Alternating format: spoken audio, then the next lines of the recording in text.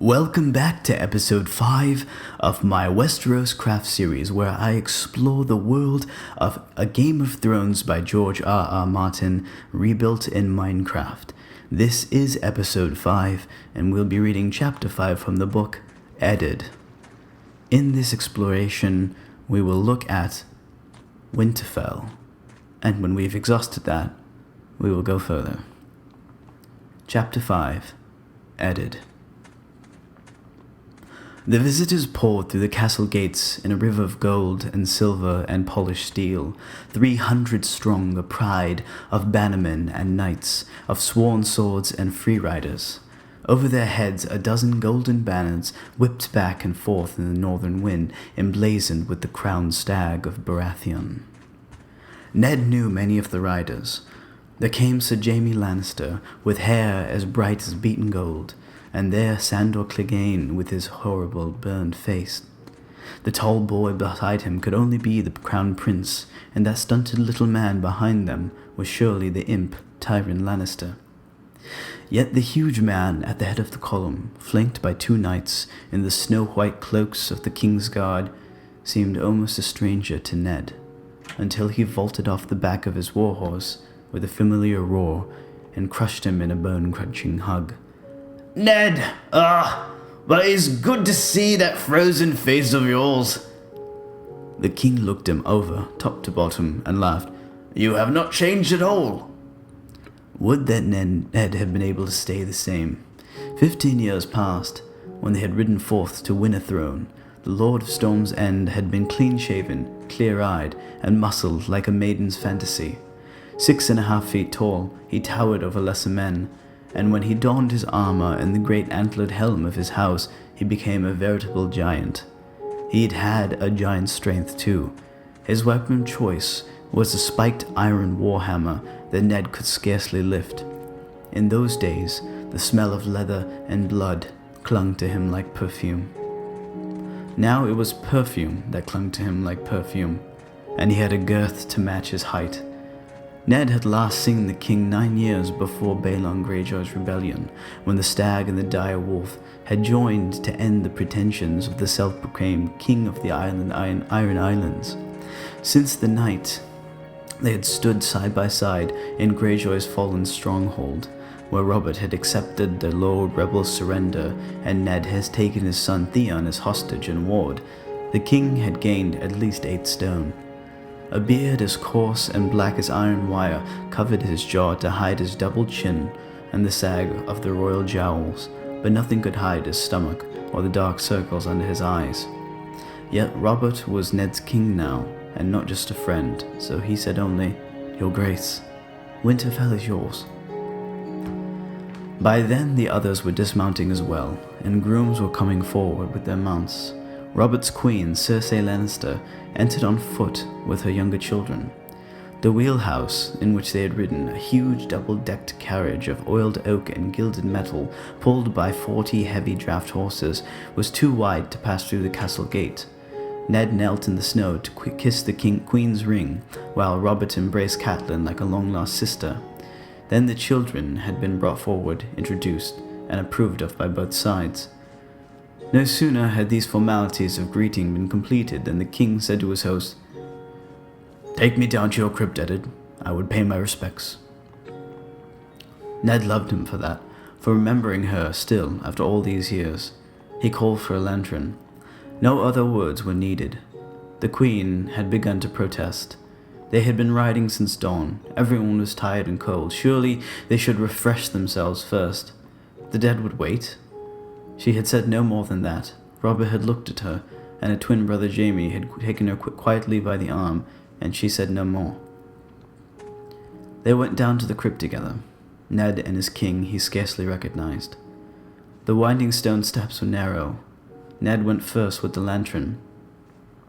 "I was starting to think we would never reach Winterfell," Robert complained as they descended. "In the south, the way they talk about my 7 kingdoms, a man forgets that your part is big as the other 6 combined." "I trust you've enjoyed the journey, Your Grace." Robert snorted. "Bogs and forests and fields, and scarcely a decent inn north of the neck. I've never seen such vast emptiness. Where are all your people?" "Likely they are too shy to come out," Ned jested. He could feel the chill coming up the stairs, a cold breath from the deep within the earth. Kings are a rare sight in the north. Robert snorted. "More likely they're hiding under the snow. Snow, Ned!" The king put one hand to the wall to steady himself as they descended. "Late summer snows are common enough," Ned said. "I hope they did not trouble you. They are usually mild." "The others take you and your mild snows," Robert swore. "What will this place be like in winter? I shudder to think." "The winters are hard," Ned admitted, "but the Starks will endure. We always have." "You need to come south," Robert told him. "You need a taste of summer before it flees. In Highgarden, where there are fields of golden roses that stretch away as far as the eye can see, the fruits are so ripe they explode in your mouth. Melons, peaches, fire plums. You've never tasted such sweetness. You'll see. I've brought you some. Even at Storm's End, with that good wind off the bay, the days are so hot you can barely move. And you ought to see the towns, Ned. Flowers everywhere, and markets bursting with food. The summer wine's so cheap and so good that you can get drunk just breathing the air. Everyone is fat and drunk and rich." He laughed and slapped his own ample stomach at Thump. "And the girls, Ned!"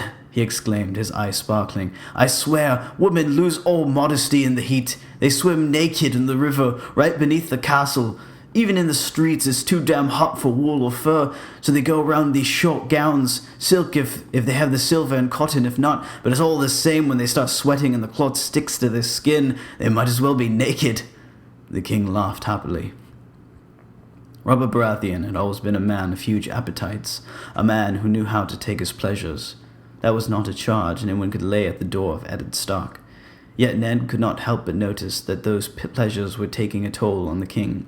Robert was breathing heavily by the time they reached the bottom of the steps, his face red in the lantern light as they stepped onto the darkness of the crypt. "Your Grace," Ned said respectfully. He swung the lantern in a wide semicircle. Shadows moved and lurched. Flickering light touched the stones underfoot and brushed against a long procession of granite pillars that marched ahead, 2 by 2, into the dark. Between the pillars, the dead sat on the stone thrones against the walls, backs against the sepulchres that contained their mortal remains. "She's down at the end, with Father and Brandon." He led the way between the pillars, and Robert followed wordlessly, shivering in the subterranean chill. It was always cold down here. Their footsteps rang off the stones and echoed in the vault overhead as they walked along the dead of House Stark. The lords of Winterfell watched them pass. Their likeness was carved into the stones that sealed the tombs. In long rows they sat, blind eyes staring out into eternal darkness, while great stone direwolves curled around their feet. The shifting shadows had made the stone figures seem to stir as the living passed by. By ancient custom, an iron longsword had lain at the lap of each who had been Lord of Winterfell to keep the vengeful spirits in their crypts. The oldest had so long ago rusted away to nothing, leaving only a few red stains where the metal had rested on stone. Ned wondered if that meant these ghosts were free to roam the castle now. He hoped not. The first lords of Winterfell had been men hard as the land they ruled. In the centuries before the Dragon Lords came over the sea, they had sworn allegiance to no man, styling themselves the kings of the north. Ned stopped at last and lifted the oil lantern. The crypt continued on into darkness ahead of them, but beyond this point the tombs were empty and unsealed, black holes waiting for their dead, waiting for him and his children. Ned did not like to think on that. "Here," he told his king. Robert nodded silently, knelt, and bowed his head. There were 3 tombs, side by side. Lord Rickard Stark, Ned's father, had a long, stern face. The stonemason had known him well. He sat there with quiet dignity, stone fingers holding tight to the sword across his lap. But in life all swords had failed him. In 2 small sepulchres on either side were his children. Brandon had been 20 when he died, strangled by order of the Mad King Aerys Targaryen only a few short days before he was wed to Catelyn Tully of Riverrun. His father had been forced to watch him die. He was their true heir, the eldest, born to rule. Lyanna had only been 16, a child woman of surpassing loveliness. Ned had loved her with all his heart. Robert had loved her even more. She was to have been his bride. "She was more beautiful than that," the king said after a silence. His eyes lingered on Lyanna's face, as if he could will her back to life. Finally he rose, made awkward by his weight. "Ah, damn it, Ned! Did you have to bury her in a place like this?" His voice was hoarse with remembered grief. "She deserved more than darkness." "She was a Stark of Winterfell," Ned said quietly. "This is her place." "She should be on a hill somewhere, under a fruit tree, with the clouds and sun above her, and the rain to wash her clean." "I was with her when she died," Ned reminded the king. "She wanted to come home, to rest beside Brandon and father." He could hear her still at times. "Promise me," she had cried, in a room that smelled of blood and roses. "Promise me, Ned." The fever had taken her strength, and her voice had been faint as a whisper. But when he gave her his word, the fear had gone out of his sister's eyes. Ned remembered the way she had smiled then, how tightly her fingers had clutched his as she had given up her hold on life. The rose petals spilling from her palm, dead and black. After that he remembered nothing. They had found him still holding her body, silent with grief. The little Crannog man, Holand Reed, had taken her hand from his. Ned could recall none of it. "I bring her flowers when I can," he said. "Lyanna was fond of flowers." The king touched her cheek, his fingers brushing against the rough stone as gently as if it was living flesh. "I vowed to kill Rhaegar for what he did to her." "You did," Ned reminded him. "Only once," Robert said bitterly. They had come together at the ford of the Trident while the battle crashed around them, Robert with his warhammer and his great antlered helm, the Targaryen prince armored all in black. On his breastplate was the three-headed dragon of his house, wrought all in rubies and that flashed like fire in the sunlight. The waters of the Trident ran red around the hooves of their destriers as they circled and clashed again and again, until at last a crushing blow from Robert's hammer stove in the dragon and the chest beneath it. When Ned had finally come on the scene, Rhaegar lay dead in the stream, while men in both armies scrabbled in the swirling waters for rubies knocked free of his armor. "In my dreams, I kill him every night," Robert admitted. 1,000 deaths would still be less than he deserves." There was nothing Ned could say to that. After a quiet, he said, "We should return, Your Grace. Your wife will be waiting." "The others take my wife," Robert muttered sourly, but he started back the way they came, his footsteps falling heavily. "And if I hear Your Grace one more, I'll have your head on a spike. We are more to each other than that." "I have not forgotten," Ned replied quietly. When the king did not answer, he said, "Tell me about Jon." "Tell me about Jon." Robert shook his head. "I have never seen a man sicken so quickly. We gave a tourney on my son's name day. If you had seen Jon then, you would have sworn he would have lived forever. A fortnight later, he was dead.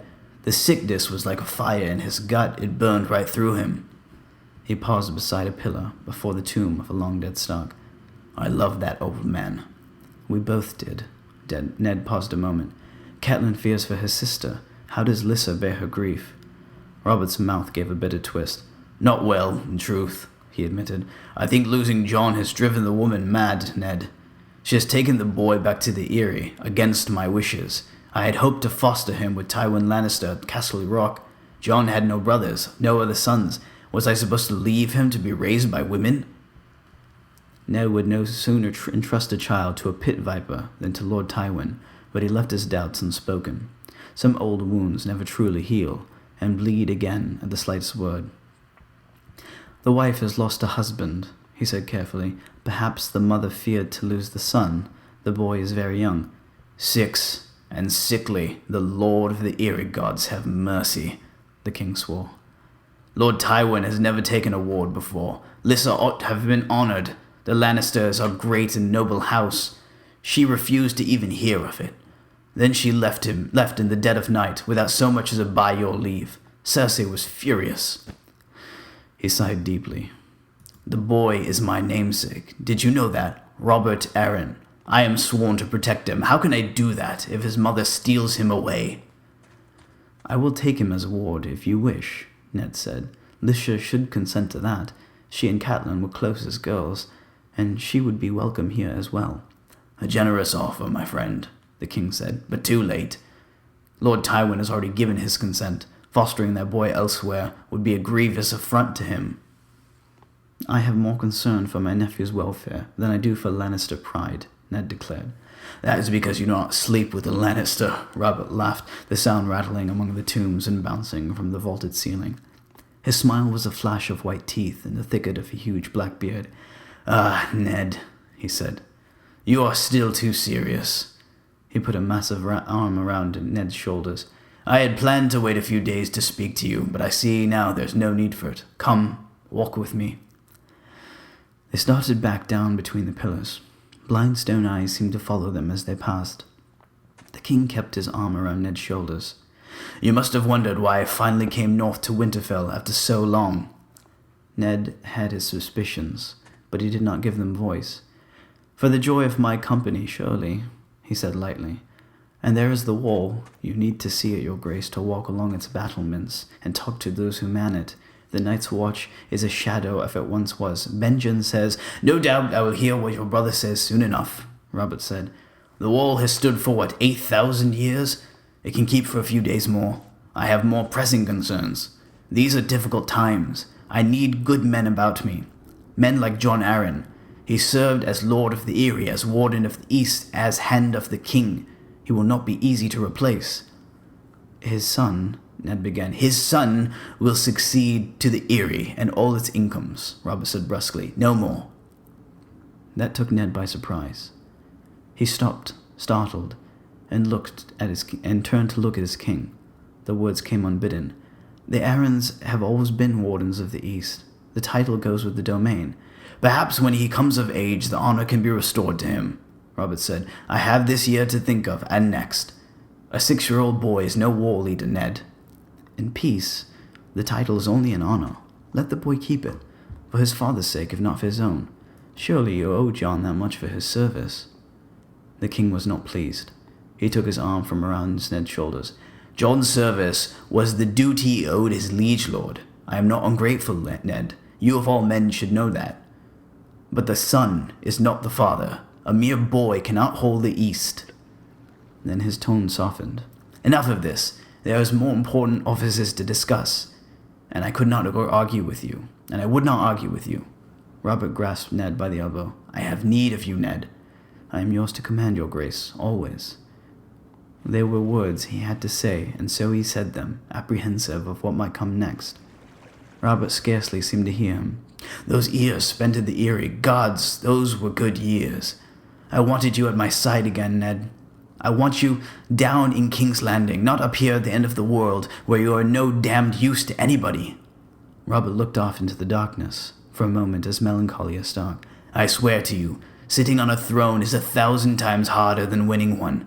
Laws are a tedious business, and counting coppers is worse. And the people, there is no end of them. I sit on that damnable iron chair and listen to them complain until my mind is numb and my ass is raw. They all want something, money or land or justice. The lies they tell, and my lords and ladies are no better. I am surrounded by flatterers and fools. It can drive a man to madness, Ned. Half of them don't care to tell me the truth, and the other half can't find it.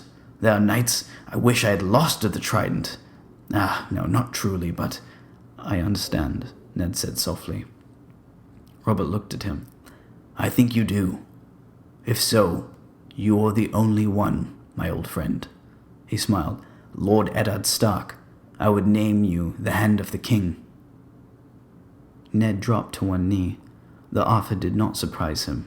What other reason could Robert have for coming so far? The Hand of the King was the second most powerful man in the Seven Kingdoms. He spoke with the king's voice, commanded the king's armies, drafted the king's laws. At times he even sat upon the Iron Throne to dispense the king's justice when the king was absent or sick or otherwise indisposed. Robert was offering him a responsibility as large as the realm himself. It was the last thing in the world he wanted. "Your Grace," he said. "I am not worthy of the honor." Robert groaned with good-humored impatience. "If I wanted to honor you, I'd let you retire. I am planning to make you run the kingdom and fight the wars while I eat and drink and wench myself into an early grave." He slapped his gut and grinned. "You know what the saying about the king and his hand?" Ned knew the saying. "What the king dreams," he said, "the hand bills." "I betted a fish maid once who told me that the lowborn have a choicer way to put it. The king eats, they say, and the hand takes the shit." He threw back his head and roared with laughter. The echoes rang through the darkness, and all around them the dead of Winterfell seemed to watch with cold and disapproving eyes. Finally the laughter dwindled and stopped. Ned was still on one knee, his eyes upraised. "Damn it, Ned," the king complained. "You might as well at least humor me with a smile." "They say it grows so cold up here in the winter that a man's laughter freezes in his throat and chokes him to death," Ned said evenly. "Perhaps that is why the Starks have so little humor." "Come south with me and I'll teach you how to laugh again," the king promised. "You have helped me win this damnable throne, now help me hold it. We were meant to rule together. If Lyanna had lived, we should have been brothers, bound by blood as well as affection. Well, it is not too late. I have a son, you have a daughter. My Joff and your Sansa shall join our houses, as Lyanna and I might have done." This offer did surprise him. Sansa is only 11. Robert waved an impatient hand. "Old enough for betrothal. The marriage can wait a few years." The king smiled. "Now stand up and say yes, curse you." "Nothing would give me greater pleasure, my grace," Ned answered. He hesitated. "These honors are also unexpected. May I have some time to consider? I must need tell my wife." Yes, of course. Tell Catelyn, sleep on it if you must." The king reached down, clasped Ned by the hand, and pulled him roughly to his feet. "Just don't keep me waiting too long. I am not the most patient of men." For a moment, Eddard Stark was filled with a terrible sense of foreboding. This was his place, here in the north. He looked at the dead stone figures all around them, breathed deep in the chill silence of the crypt. He could feel the eyes of the dead. They were all listening, he knew. And winter was coming. Friends, if you enjoyed this video, I would appreciate a like rating. Please subscribe if you want to continue to see this content. If you want to see it done another way, or if you'd like to see specific areas of Westeroscraft, let me know in the comments section. Goodbye.